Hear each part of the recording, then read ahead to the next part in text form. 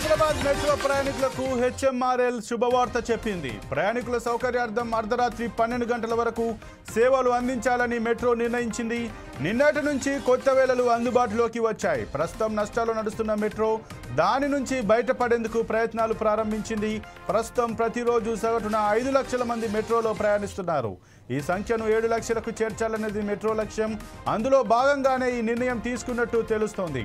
మరోవైపు ప్రయాణికులు కూడా మెట్రో సేవలను పొడిగించాలని ఎప్పటి నుంచో కోరుతున్నారు. వారి డిమాండ్ ఇన్నాళ్లకు నెరవేరింది. ఇక రైళ్ల రాకపోకలకు ట్రాక్ నిర్వహణకు సమయం చాలదన్న ఉద్దేశంతో ఇన్నాళ్లు రైళ్ల వేళల పెంపు విషయంలో మెట్రో తాత్సారం చేసింది. తాజాగా నిన్నటి నుంచి వేళలు పెంచుతూ నిర్ణయం తీసుకుంది.